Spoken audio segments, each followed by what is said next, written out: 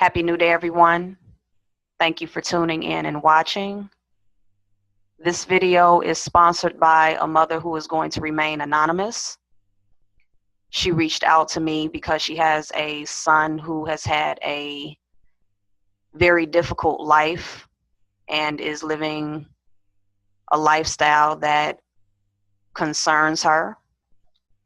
And she would like to get clarity as to why he has certain types of behavior and why he has ended up in certain situations.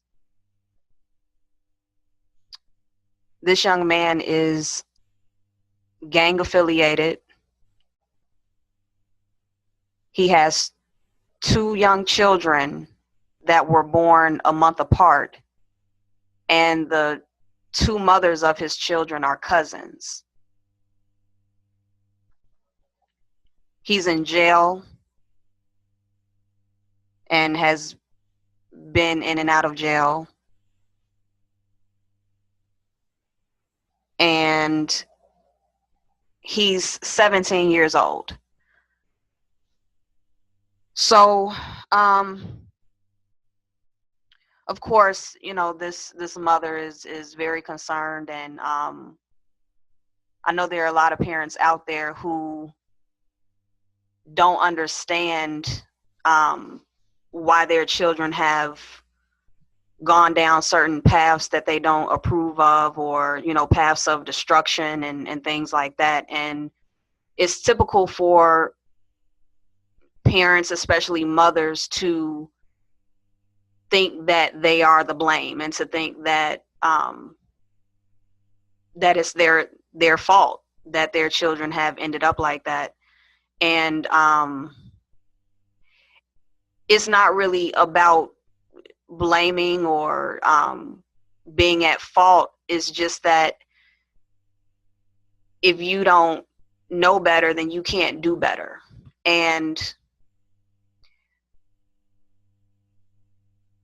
if you don't understand what you're dealing with when it comes to any human being, you know, whether it's your children, whether it's your partner, whether it's your friends, the people at your job, your teachers, anybody outside of yourself is something different. And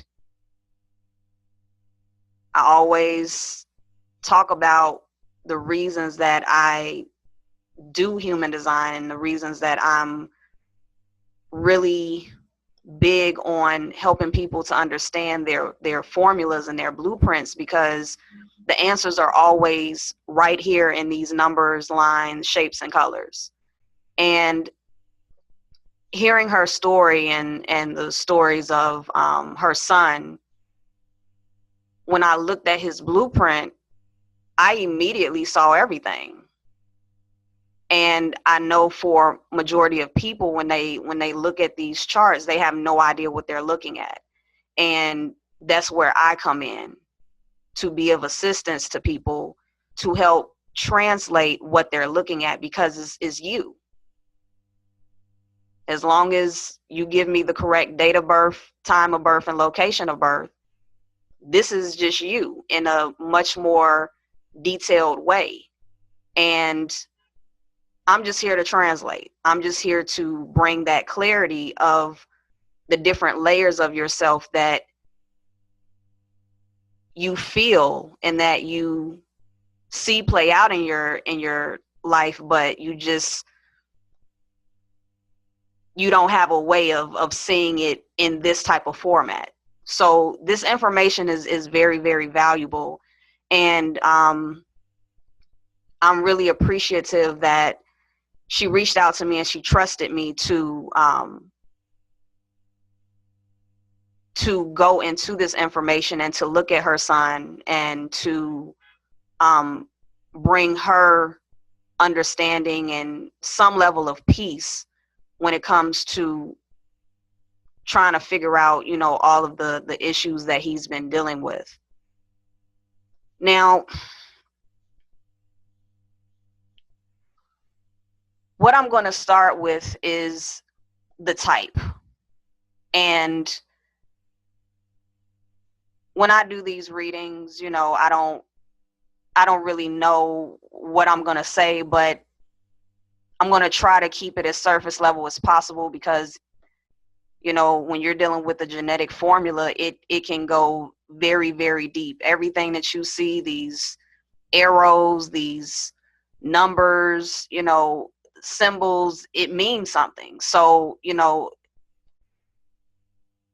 it could take years to go into the details of just one person's human design, just going into the nuances and the depths of it. So I'm going to just focus on the surface level understanding and the basics so that those watching this video can just have a more simplified understanding of how this can benefit you just by knowing the basics.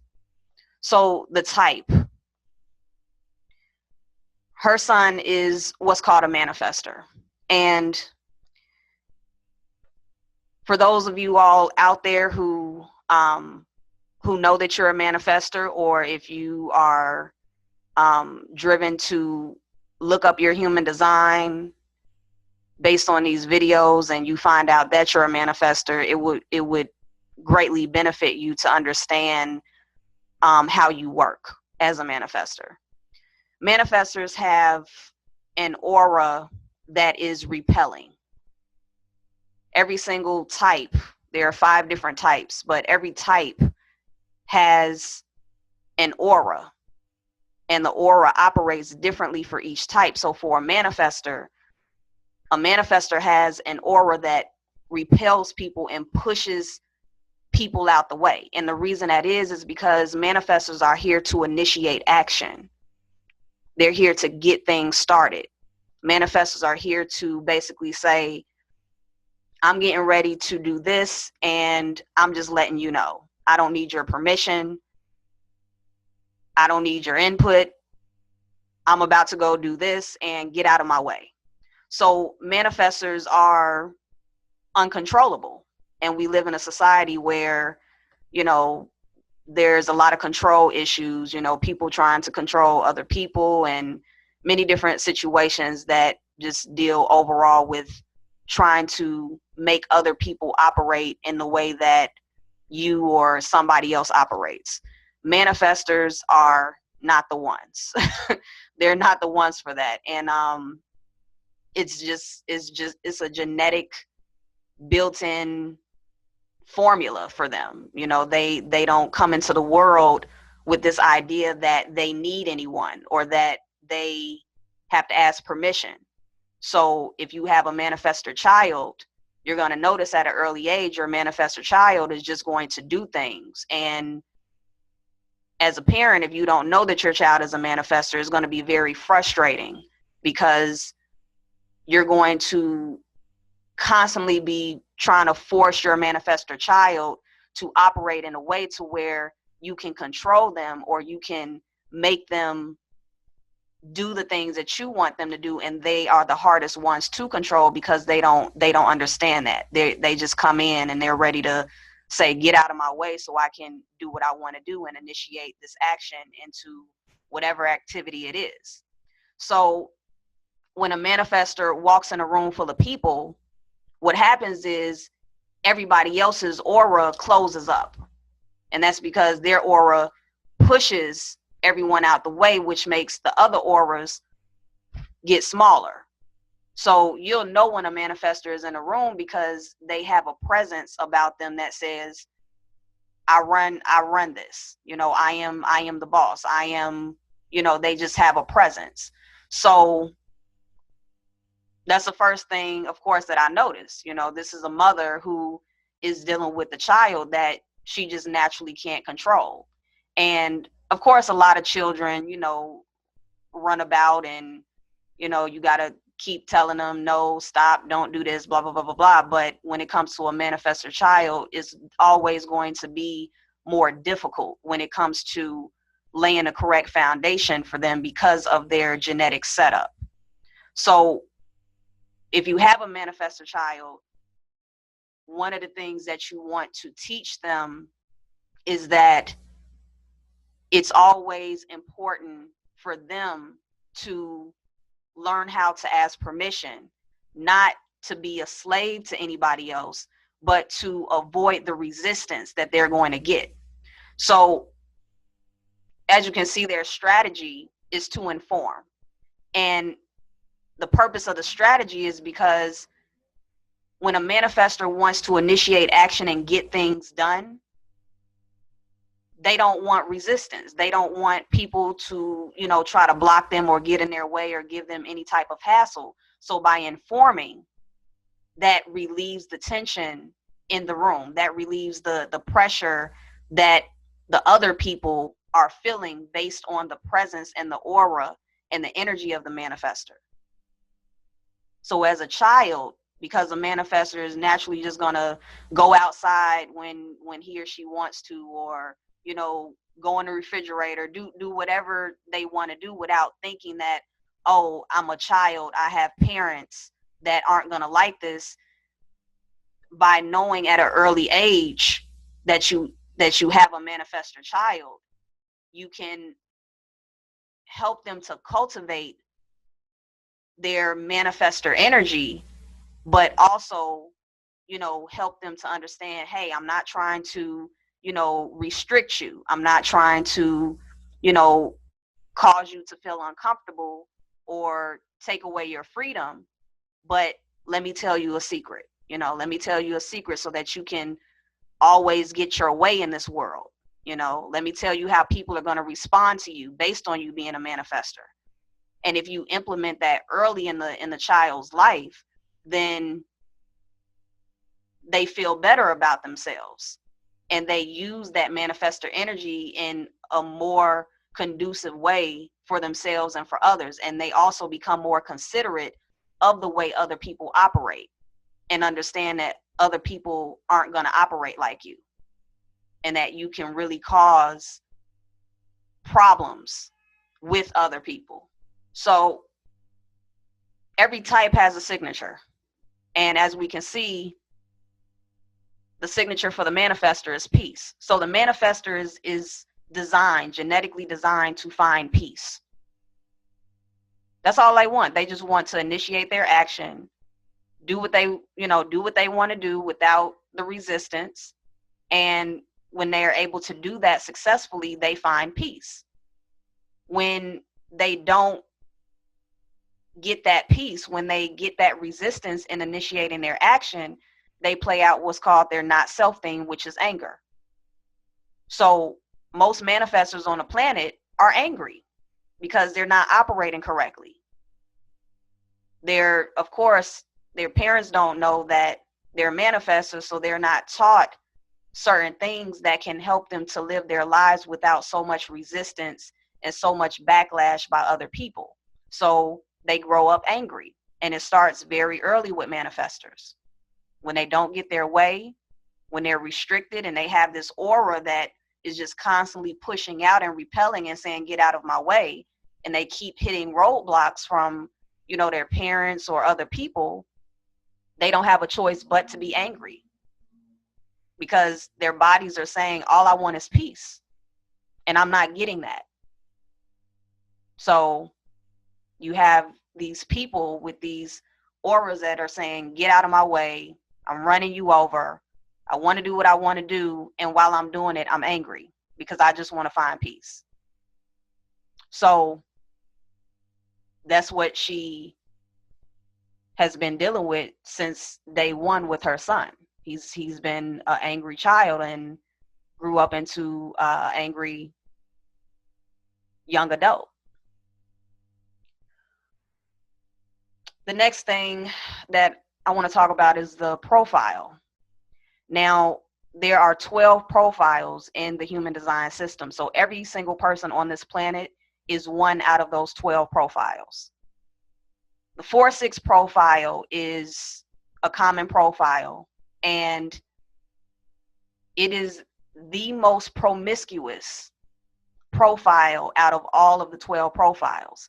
Now, that doesn't mean that there aren't other profiles that don't play out promiscuity, but the sexual bonding strategy of the 4-6 profile just naturally makes it a highly sexual and promiscuous profile. So if you have a child that's a 4-6 profile, this is very important information to understand. Now, looking at these 4 boxes, we're just going to focus on these 4 boxes because these 4 purple boxes is what makes the profile for every single person. So if you have your human design chart, what makes you whatever your profile number is the last number for each one of these 4 purple boxes. So as we can see, we have the 38-4, the 39-4. The 4 is what makes the 4 in this profile. Over here, we have the 21-6 and the 48-6. The 6 is what makes the 6 in the profile. So this person is a 4-6 profile. And the 4-6 represents the opportunist role model. The 4 is the opportunist. The 6 is the role model. The opportunist, let's talk about the 4. The opportunist is the friendship line.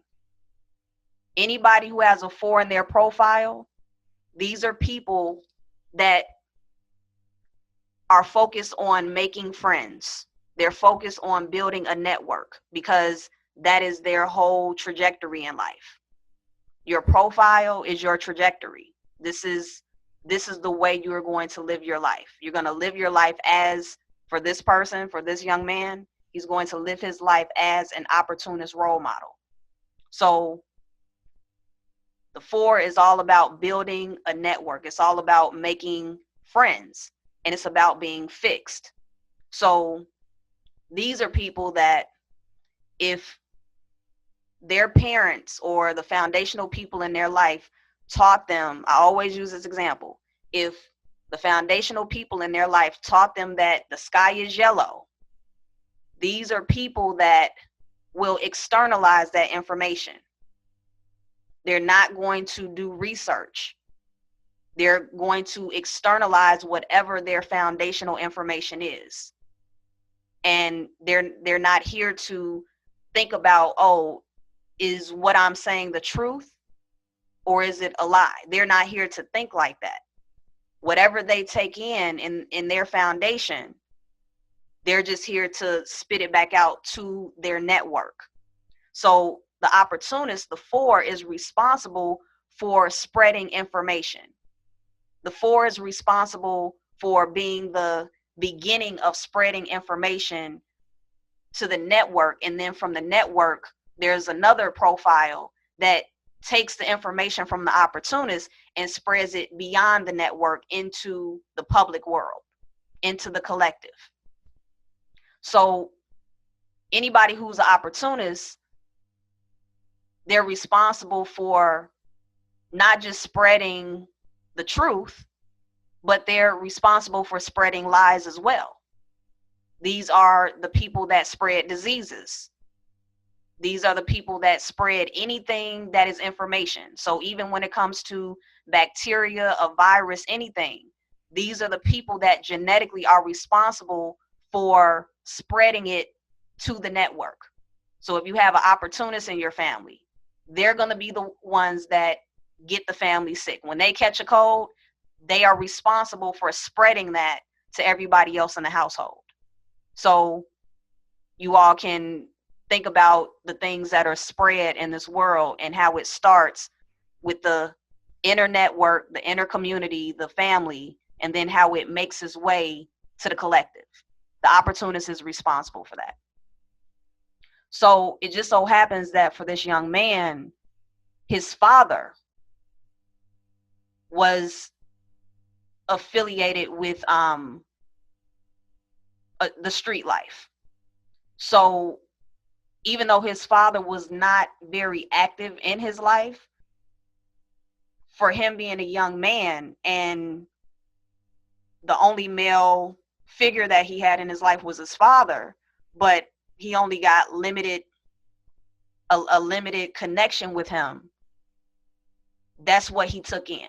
He saw the foundational male in his life, saw that he was involved in the street life, and he also, you know, was in and out of jail, and that's what he took in. And when you deal with a gang or anything that deals with organization or network, whether it's, you know, a fraternity, a sorority, the Masons, you know, anything that deals with a group, a tribe, that's what the opportunist, that's what the four is all about. So anybody who has a four in their profile, it's 4 different profiles that have a 4 in it. These are people that are going to naturally be drawn to tribal activities, to things that deal with a close-knit network, to where they're secure in that tribe, and whatever information they have, they can just share it with their friends.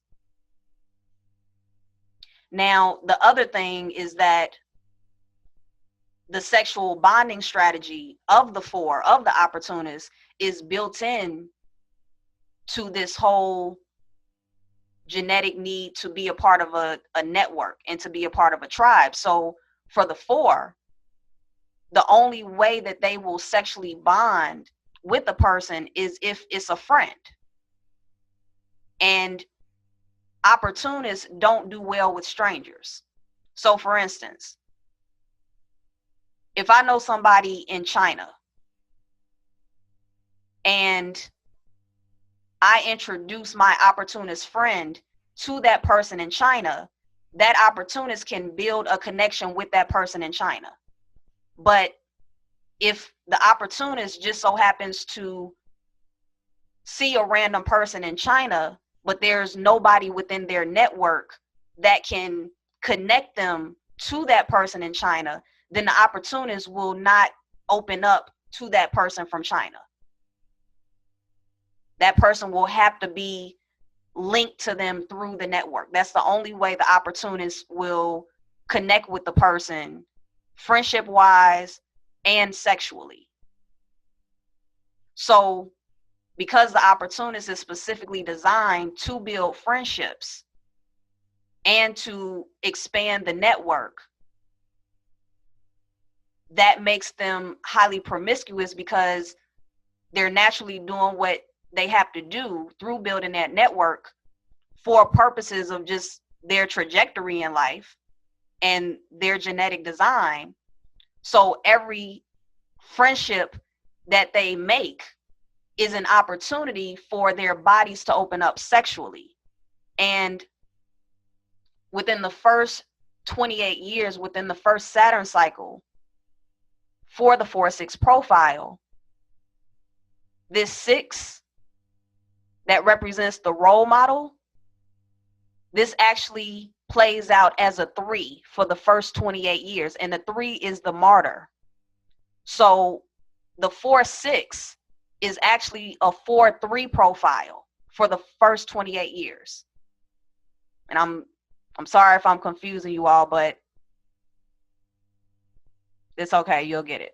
So the 6 plays out as a completely different personality. The martyr personality is all about experimentation. The martyr personality is all about trial and error, making mistakes, bonds made and broken, finding out what doesn't work, everything that can go wrong. So you have a opportunist martyr within the first 28 years of the 4-6's life, which means that this opportunist is going to be going through many different people. They're going to be making a lot of mistakes, getting into things, breaking the bond from them, experimenting with things, having a lot of sex. It's going to be endless, and it's all going to remain within the network. So there's going to be this genetic drive for the first 28 years for this, let me make a friend, and naturally my body is going to want to engage sexually with them. And these are people that once they get into a relationship, they're in that relationship until they find a replacement. So for an opportunist, for anyone that's an opportunist, if you get a job, if you get a house, if you get into a relationship, anything that becomes your foundation, you genetically cannot leave that until you have a replacement set up. So if you have an opportunist that gets into a gang, that gets into a sorority or a fraternity, they really can't leave. And the way those type of tribes are set up, you can't just say, well, I'm a part of this gang or this sorority or fraternity, and I'm going to step out of one and go into the other. It doesn't really work that easily when you're dealing with those type of tribes. So once he became a part of the tribe that he's in, there genetically there is no getting out. So he's in it. Now, understanding that he's playing out the 4-3 phase of his life until he turns 28, 29 years old, the promiscuity has already, it's already proven itself. So he has 2 children that were born a month apart by 2 different women who happen to be cousins. It's right there. They're cousins. So he knew one woman and met the cousin through her. His body doesn't understand. You know, his body is promiscuous. They're friends. So the sexual bonding strategy is saying, hey, you know, both of you all are a part of my network. You're both my friends. I'm highly sexual. Connect with one, connect with another within the same month, both get pregnant, and boom. He has 2 children, same age. And we can imagine, you know, the issues that brought to the family of the 2 mothers, the cousins. And it's not like, you know, it's going to stop anything. It's not like, you know, he has the awareness that, oh, I did something wrong. And it doesn't mean that he doesn't have other girls and women in his network and that he can connect with sexually. So there's, you know, there's a possibility that other things can come forward from this promiscuous energy that he has. The next thing that I noticed was this particular activation, gate 38. Now, this is his personality sun. So when he was born, the sun was in this position in the sky. It was in gate 38. And gate 38 is called the gate of the fighter. Gate 38 is the driving gate within his design. And if we look at the incarnation cross, we can see that his cross is called the cross of tension. And you'll see the 38, 39, the 48, 21. And that's these 4 purple boxes that make up his profile. So you have the 38, the 39, 48, and the 21. Gate 38 is all about the survival of the fittest. So this is a gate that is all about struggle. It's all about being very aggressive, being very stubborn, and always needing a fight. With this being the gate of the fighter, there is a built-in persistence to fight. When this gate is operating at a lower vibration, there is little perspective within this energy. So the person that has this energy is not really able to consider other people. They become very, very destructive, and they project their anger towards others, and usually those that are closest to them.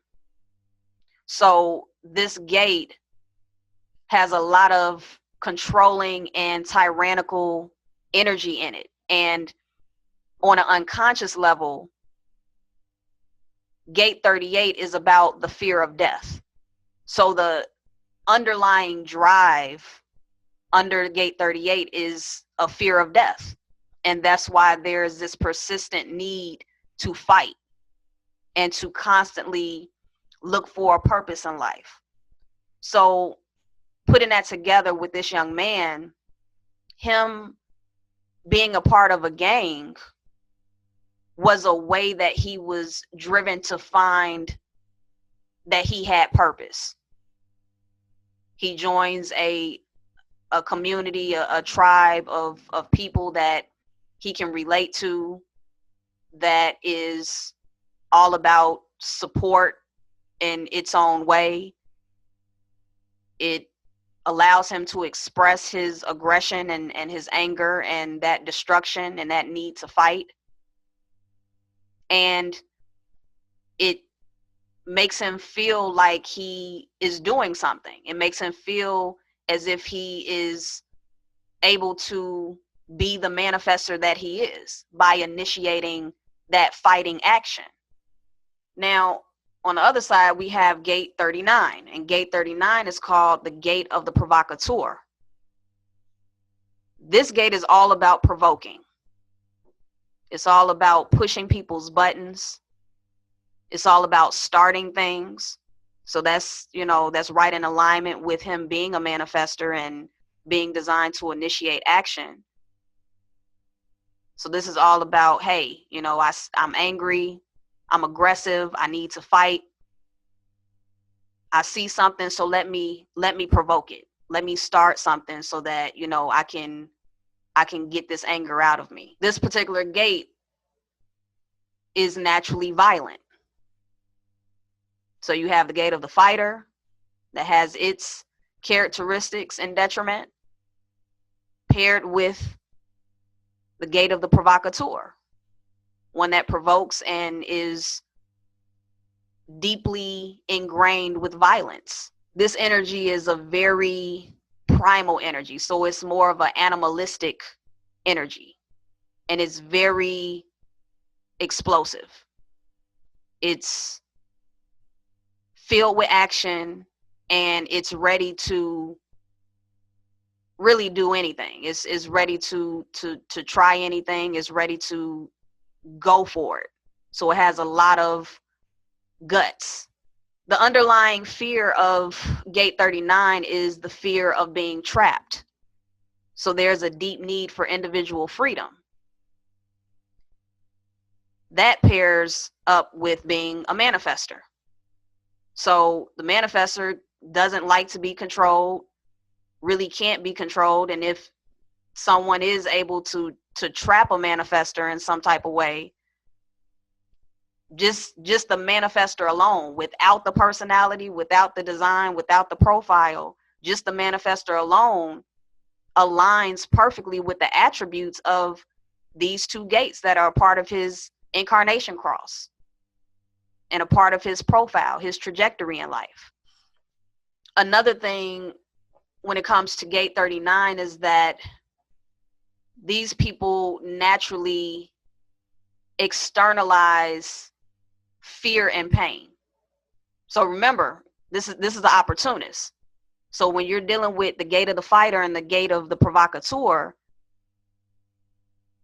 this young man is specifically designed to externalize fighting and to externalize provoking things to get violence and provoking things to be in situations that are very negative and hurtful, not just to himself, but to other people. So by externalizing fear, that naturally causes other people pain. And that's just a way to get his anger out, get his built up frustration for all of the years of his life so far. Another thing about Gate 39 is that this particular energy, because it's so built up in anger and violence and all of these different, like restricting energies, people that have Gate 39, especially in their incarnation cross, these are people that have a very hard time breathing deeply, because it's like their bodies are ready for action. They're ready for a fight. So when a person is ready to get into a confrontation, everything within their physical body tenses up. Their fists might ball up, their face frowns, like there's this readiness to have to defend themselves, or to to fight or whatever. And that's why this energy is so primal, because you can watch an animal that's backed into a corner, or an animal that that's feeling threatened, and you can see what happens with those animals and the tension that builds up within their bodies, because they're thinking about is, I'm ready to fight for my survival. So because Gate 39 keeps people from being able to breathe deeply, energy is naturally depleted, and fatigue is a result. So these are people that can get tired real easily, just because they're so tense. So they're explosive within their violence and their anger, but after that, it's like, they weren't taking in the oxygen that they needed. They weren't taking in deep breaths, because they're walking around ready to fight, ready to provoke, ready for violence, all of these different things. So eventually there is a level of burnout when it comes to this particular energy, and paired with the 38 being an opportunist. The opportunist is constantly dealing with people, constantly, because it's the friendship line. So they're constantly making friends, constantly being in other people's auras, constantly, trying to share information with the next person. So they're constantly talking, constantly, being busy. And you got a manifestor.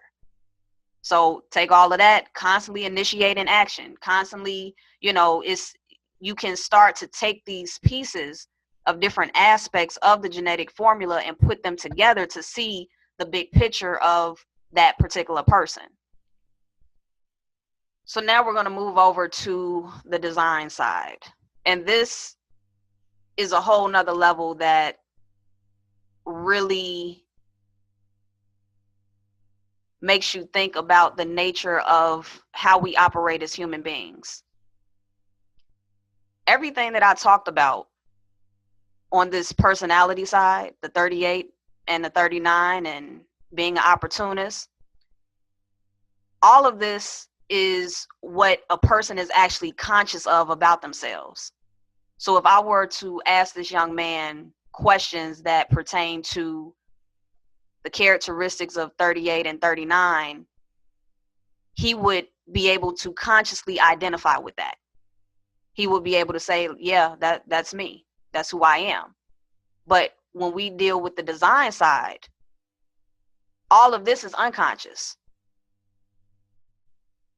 Nobody is aware of all of these aspects on the design side. So here we have everything that he is conscious of.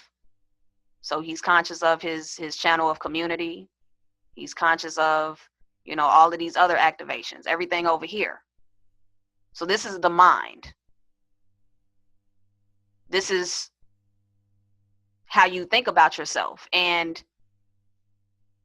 for the majority of us on the planet, this is the way in which we live our lives. We live our lives just only aware of this side of us.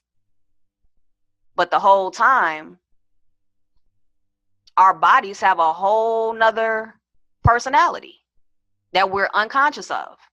But it's operating. It's just moving and operating based on these activations. So everything in red, we don't identify with. So if I was to ask him questions that deal with the characteristics of all of these activations in red, it would make him uncomfortable. But he would be able to see, yeah, I see how that has played out. I see how that happened. So the red is when our bodies do something that's completely different than what our minds are trying to do. So your mind may say, hey, I'm going to go to the store today. I need to go to the store. But your body just lays in bed all day and you end up not going to the store. That's because your body runs this life. Your body is connected to the planet. Your body is connected to the earth. So your body has its own personality. It has its own trajectory. It has its own way of doing things that have nothing to do with whatever you're thinking. Has nothing to do with it. So he's consciously operating as this, and then he has a body that's adding a whole nother aspect to his life. His body is moving in a completely different type of way. So here we have the 6, the role model. The role model is unconscious, but remember, he's within his first Saturn cycle. So he's not a role model just yet. He's a martyr. And martyrs are all about trial and error.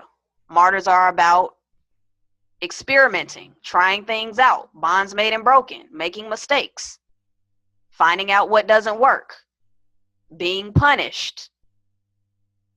That's a big thing for martyrs. Martyrs are always getting punished because they're designed to make mistakes. And the outside world doesn't like mistakes. So when a martyr makes mistakes, something that they're designed to do, the outside world punishes them. And then as martyrs, they don't know what to do with themselves, because all they know is that, hey, I'm genetically designed to find out what doesn't work. I'm designed for trial and error, but I'm not being praised for finding out the mistakes and finding out the things that don't work. So martyrs have to go through many things. That's their purpose. In order to find out the things that don't work, they have to constantly experiment. So that's what he did when it came to the mothers of his children and the other people that he's engaged with. He's trying people out. He's trying out the people in his network. And it just so happens that we do have a genetic responsibility to reproduce, and hey, it happened. And we can call it a mistake and, something that he can learn from, but he's a manifestor. So who knows? He may see it, he may not. But he has a lot of stubbornness. He has a lot of drive to do and not really think about what he's doing. He's designed to just share information and externalize without doing research or without saying if this is beneficial for me and for other people. So he doesn't have that awareness. He's just doing and making mistakes and, but it's not to say that he's going to learn from those mistakes. That's the tricky part about it. So we have gate 21 and gate 48. Let's start with gate 21. Gate 21 is called the gate of the hunter. So on the conscious end, we have someone who is a fighter and someone who provokes. Someone who is addicted to violence, addicted to instilling fear in other people, very angry. And then he's in a machine. He's in a body that is naturally a hunter. And the hunter is all about control. The hunter is all about saying, hey, the leader of our tribe said that we have to do this, this, this, and this. And it's my job as the hunter to make sure that everybody in the tribe operates according to the tribal rules. Him being a manifestor, him being designed to inform, that's right up his alley. So whatever the tribal leader says, it's his responsibility to make sure that that's played out by all of the other people within his tribe. And the way in which this gate operates, if somebody disobeys, if somebody does not follow the rules of the tribal leader, then there are going to be repercussions. So there's also a high level of control and violence within this gate as well, on an unconscious level. So the way that his physical body is actually moving and operating unconsciously is directly connected to his conscious aspects, the gate of the fighter and the gate of the provocateur. Gate 21 is half of what's called the channel of money. So if we look at the heart center, we see gate 21 is on one end of this channel, and on the other end is the 45. 45 is the gate of the king and the queen. So 45 represents the tribal leader. 21 represents the person that controls the tribe and makes sure that the rules from the tribal leader are played out through everybody that's in the tribe. So the 21 is all about power and money. That's what it's about. It's about power, money, resources for the tribe, making sure that everybody operates as a unit for the purposes of those resources and the money that's going to come in for the tribe to continue its survival and to continue being the best tribe. When it comes to law enforcement, military, any of those organizations that deal with violence and controlling others and just enforcing rules upon others, this is where it comes from. So a lot of people who are driven to be a part of law enforcement and other organizations like that, majority of the time they either have gate 21 or they were raised by somebody who has gate 21. So they were imprinted with this energy. And gate 21 is very territorial and it's in your face. So that's why when you see something happen, like somebody gets into a fight, the police show up. And when the police show up, they're right there in your face. That's what gate 21 is all about. It's like, hey, there's a problem. People aren't acting right. Boom, I'm right here in your face. I'm putting this fear in you. I'm controlling you. I'm telling you what you need to do. I'm enforcing this law on you. And if you don't follow it, it's going to be problems. And we already know how that's been playing out lately and for a long time now. So gate 21 is a very, very controlling and violent energy when it's operating in detriment. So for this young man, him having this particular gate in his body, in his unconscious, and him physically operating with this energy underneath his fighting and his provoking, he's a huge asset to the tribe that he's a part of. And that's what he has played out. Moving to the last gate within his incarnation cross, we have gate 48, which is the gate of depth. And gate 48 is all about sharing, and it's all about the collective and sharing resources.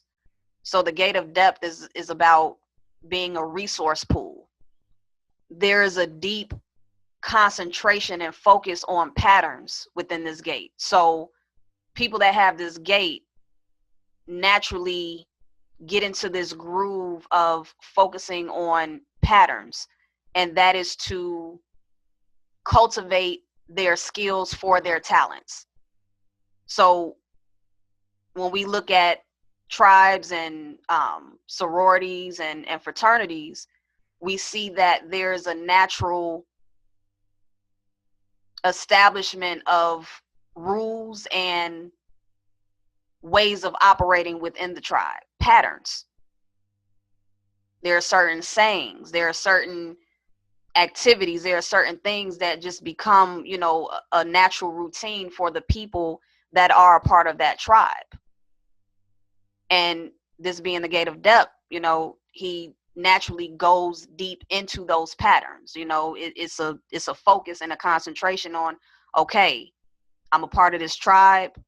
This is what I need to do repetitively over and over and over again to make sure that I build my skills and my talent when it comes to how I operate within this tribe for the betterment of this whole unit. Now, this gate at a lower frequency represents inadequacy. And the inadequacy actually comes from the second stage in the foundational building of a child, which is from 7 to 14. So from 7 years old to 14, the inadequacy that comes from this gate is established. So there is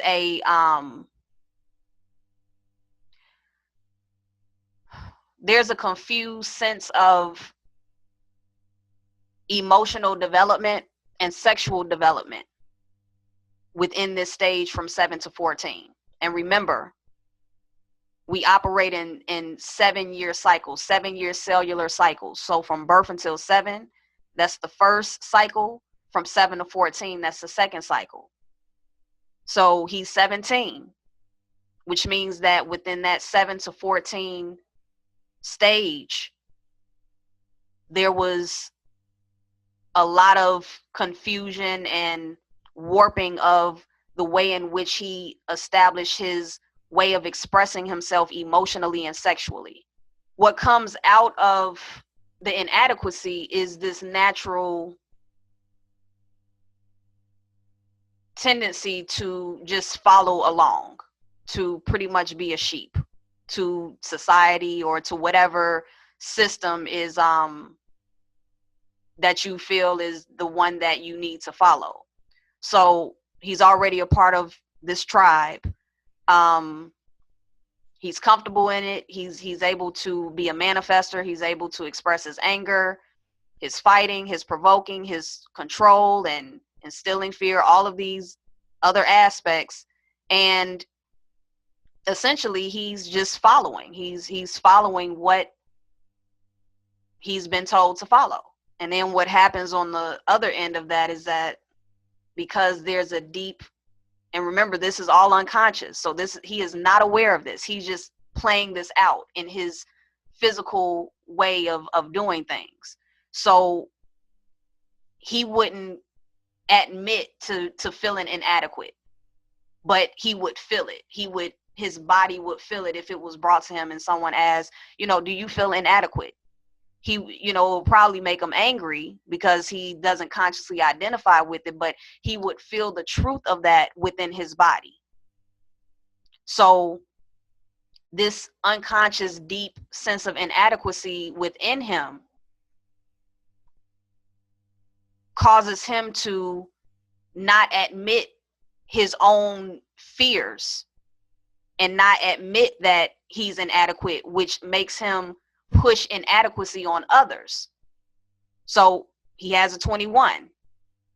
He's the hunter. He's right there in your face. He's territorial. He's controlling. He's making sure that the rules of the tribe are followed by the other people in the tribe.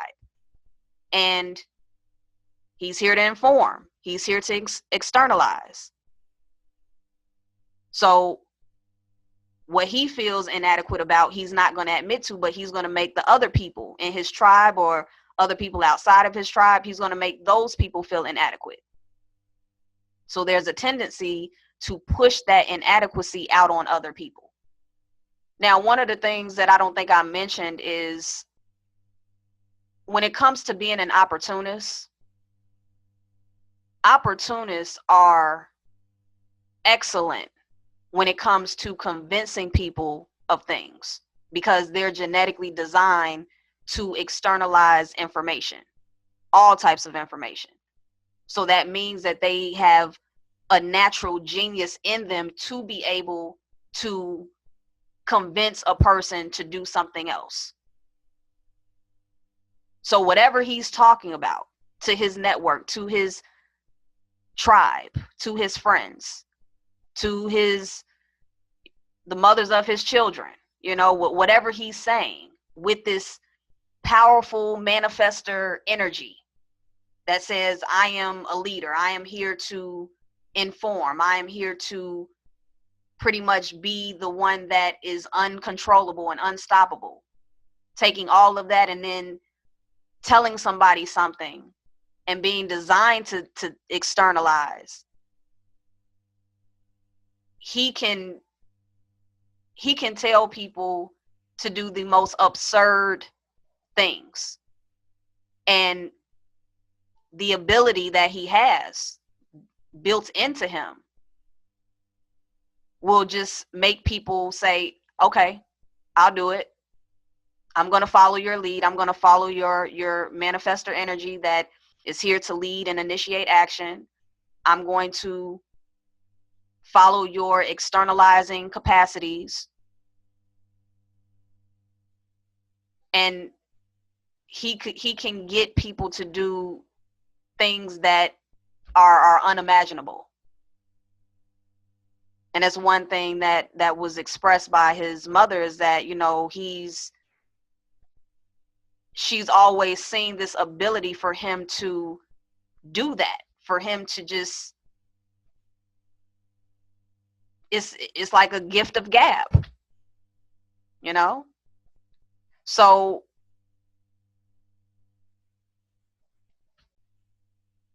as you can see, it's a lot of different aspects, and I only touched on his type, his profile, and the 4 gates that make up his incarnation cross. But essentially, the incarnation cross, the cross of tension is the key word. Anybody on the cross of tension, even if this is not your profile, it's several profiles on the cross of tension. The cross of tension is a very common cross. So even if you're not a 4-6, even if you're not a manifestor, the characteristics of gate 38, 39, 21, and 48, they apply to you as well, just in your own unique way. But tension is just that. It's about bringing tension to other people. But what happens is it gets stored within the person. So when you come across somebody who's on the cross of tension, these are people that when you look at them, you can see within their bodies that they're tense. You can see that they're not relaxed. And that's because all of that energy that is naturally in them is not operating in the way that it's designed to. So just some things to think about. But there are many other things in this chart that can that I could talk for hours about to break down even further why he is in the situations that he's in and why he has gone down certain roads in his life so far. But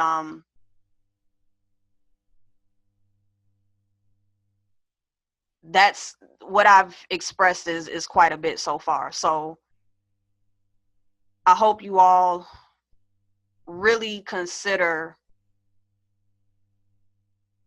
looking into learning about your genetic formula and your children's genetic formula, because this is a good way to prevent situations from taking place, and to prevent children and even yourself from getting into situations that you will end up regretting and that will end up hurting you and other people.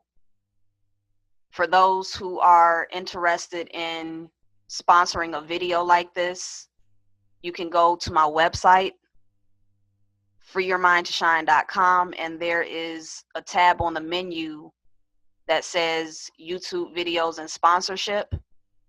And you can click on that to read the details as to how you can connect with me, and we can discuss how you would like to be a sponsor.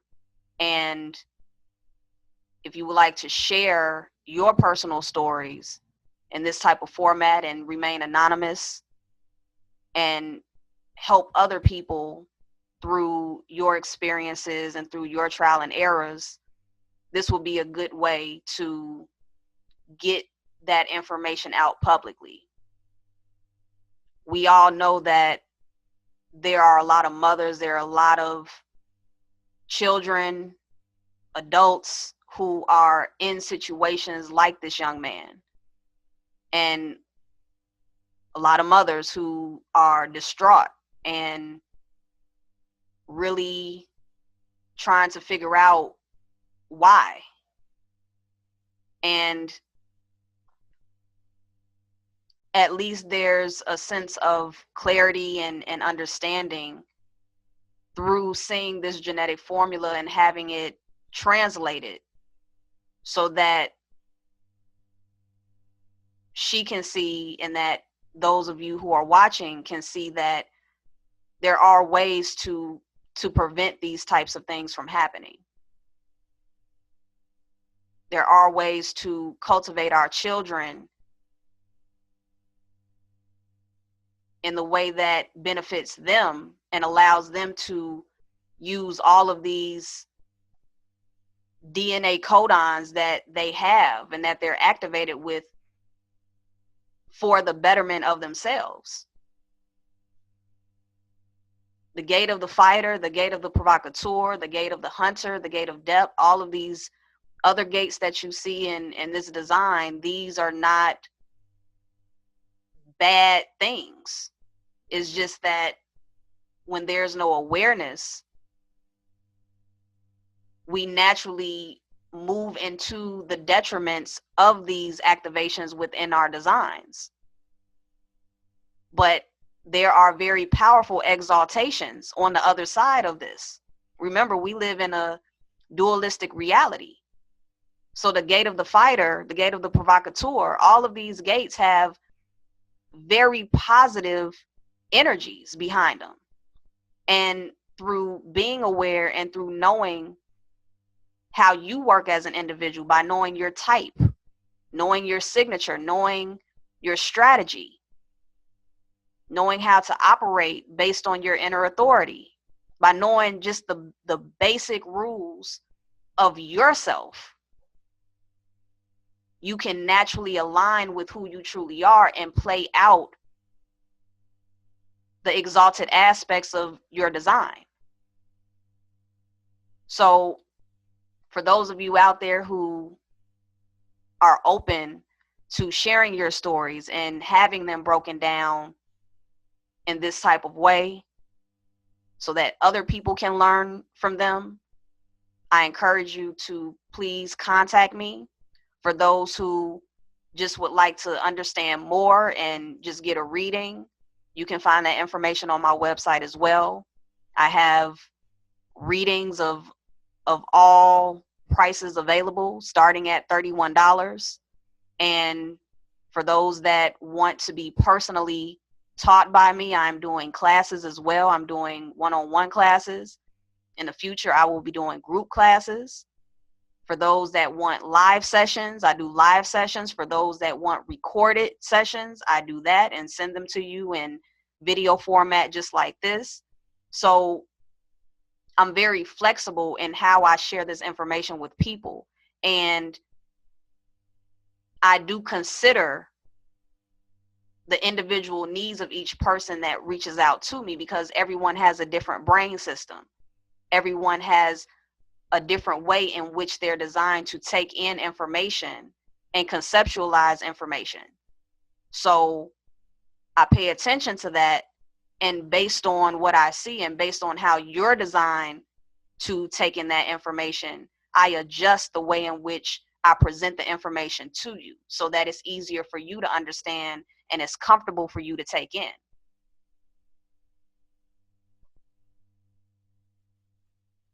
So thank you again to the anonymous mother who reached out to me. I truly appreciate this, and I feel that a lot of people will benefit from your story and from learning about your son and his situations. And it's good that you were open to taking a situation that we can see as negative or see as, oh, here's another statistic, and transmuting it into something positive that has the possibility of preventing another young man from going down these types of paths. So thank you all for tuning in and watching. Free your mind to shine. Until next time.